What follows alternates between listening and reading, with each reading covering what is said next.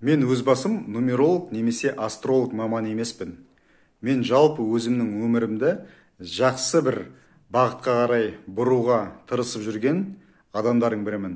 Бірақ сол нумеролог және астролог мамандарына қаралып, былайша айтқанда, солардың консультациясын алып, сол арқылы бір өзіме түйін түйіп, өзімнің өмірімді бір позитивті жаққа өзгертуге тырысып жатырмын.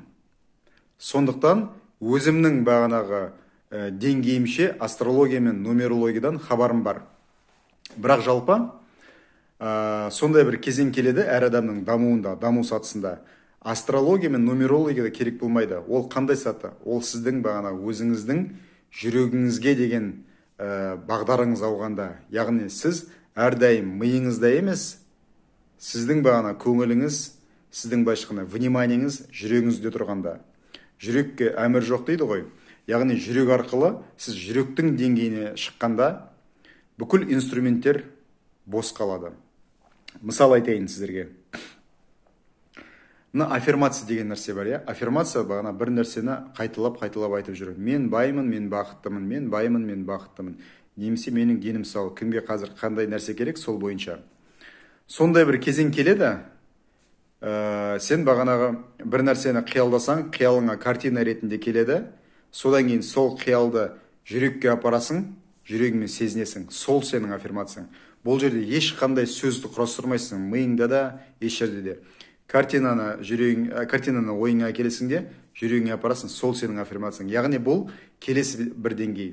Сондай бір кезең келеді, нумерология, астрология ол бір өмірдің бір сатысы ретінде қалады да, сен тек жүрегіңді тыңдайсың, жүрегіңнің бағана айтқан бір сезімдері әрдайым дұрыс болады.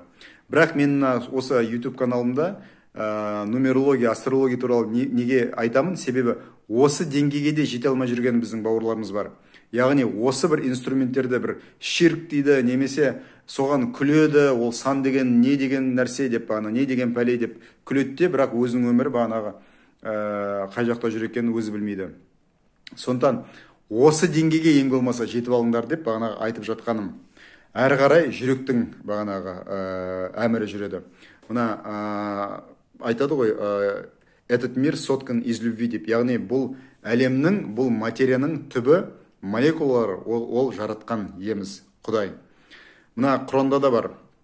Алла айтады пайғамбарға, Мұхаммед пайғамбарға, бұл әлемді мен сенің рухыңнан жаратқанмын.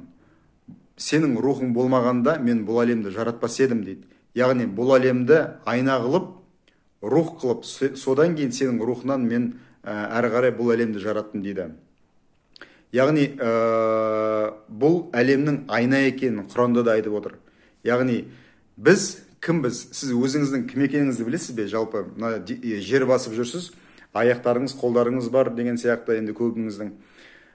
Жан деген не нәрсе? Бір әртүрлі бір сұхбаттарды оқып алғансыз, қорқыныштарыңыз басым, өліп кетсем не болады, ана өмірде не болады, жанам ба, күйем бе, әлде бір жанаттың бір түбінде, төрінде бір отырам ба деген сияқты әртүрлі ойларыңыз бар ғой. Соның өзінде де осы әлемде ананы істегіңіз келеді, мынаны істегіңіз келеді, балмұздақ жегіңіз келеді, курортқа барғыңыз келеді деген сияқты. Кейде ойлап қаласыз, оның бәрі бір дүние қуғандық емес пе деп, оны әкеліп тағы да бір қорқасыз. Тоқтаңыз, сіз кімсіз жалпы? Сіз денесіз. Дене деген ол құмыра, бір ыдыс. Мына кофе тұр. Осы кофеге құйылған, осы ыдыс, сіздің денеңіз іші, ол жан. Сіздің жаныңыз осындай қап-қара ма, әлде аппақ па? Мынау енді сіздің бағана бұл өмірде алатын бір дүние мүлкіңіз, былайша айтқанда. Сондықтан сіздің денеңіз ол тек құмыра, ішіндегі тұрған жан, сіздің жаныңыз рухқа байланған. Рух барып Құдайға байланған. Рух деген не нәрсе? Мысалы, Құдайды бір источник, бір энергия ретінде алатын болсақ, одан кейін шексіз рухтар жаратылған. Рух деген жан емес. Сол рухтан, мысалы, шексіз рухтың бір рухын алатын болсақ, осы рухтан әрі қарай бірнеше бағана миллиондаған немесе миллиардтаған адамдар жаратылған. Кейде айтады ғой, орысша айтады ғой, я духом не переношу дейді. Яғни, кейде білесіздер, кейбір адамдарды вообще жақтыртпайсыздар. Сіз үшін ол адам деген бір бөтен адам. ұсқыны, яғни түрі де бөтен, энергетикасы да бөтен, қанша бір мысалы қалталы адам болса да, бір сіздің энергетикаңыз емес. Яғни бұл адам басқа бір рухтан жаратылған болуы мүмкін, сіздің рухыңызға қатысты емес. Ал кейде бір болады, мысалы көбіне мысалы жан достар, жақын адамдар бір рухтан жаратылған, яғни сіз ол адамдарды тез түсінесіз. Бірақ түбіміз, бәріміздің де түбіміз ары қарай ол Құдай, ол жаратқан бір энергия, жаратқан бір субстанция, түсініп отырсыз ғой. Осыны түсінсеңіз, сіз өмірдің концепциясын түсінесіз. Яғни біздің мақсатымыз осы бағана жерден, жердегі энергиядан жоғарғы энергияға қарай өту, әрдайым даму. Тағы не айтайын? Енді сол түпкі мақсат бағана, түпкі мақсат ол шексіз. Біз шексіз даму процесінде отырамыз адамзат болғаннан кейін. Мына өлеңде айтады ғой, Сансары деген бастының өлеңі бар ғой, бағана мои дети будут лучше, чем мы, деп. Біздің балаларымыз бізден де жақсырақ болады. Яғни біздің балаларымыз біздің ең жақсы, ең мықты ұстаздарымыз. Мына балаларымыз мысалы нумерология бойынша мен өз балаларымды жақсы білемін, иә. Менің үлкен балам 9-дық, кіші балам 3-дік. Мысалы мен өзім 8-дікпін. Менің әке-шешем бұрын нумерологияны білгенде ғой, менің мысалы сондай бір каприздерім, менің бір жылағандарым өзімнің нәпсіме, яғни мен 8-дік болып тудым, соған байланысты. Мен мысалы мен балдарымды қазір білемін, үлкен баламның қандай нәрселерді қалайтын, ол бағана қырсыққанда оған не беру керек екен, кіші балам қандай, соның барлығын мен білемін. Мысалы сіздер сол өздеріңіз балдарыңыздың санын білсеңіз, ол балдарыңыз ешқашан қырсықпайтын болады. Себебі соған байланысты сіз оны дамытып отырасыз. Сіз өзіңіздің балаңызды жаттап алдыңыз, нумерология бойынша 3-дік па немесе 9-дық па білесіз.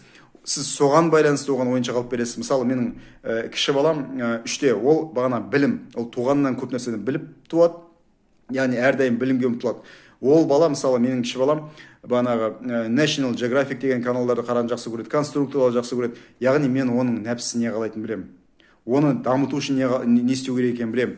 Мен ол бірдеңені мысалы қырсығып жатса, ой, ту қойшы деп айтпаймын. Себебі ту қойшы деп айтқан сайын біз қанатын қаға береміз. Бағанағы бұл әлемде, бұл өмірде биікке самғау деген бағанағы нәрселерін жоя бастаймыз, кеміте бастаймыз, соған деген мүмкіндіктерді, соған деген келіп тұрған шанстарды. Міне осыны түсіне білейік.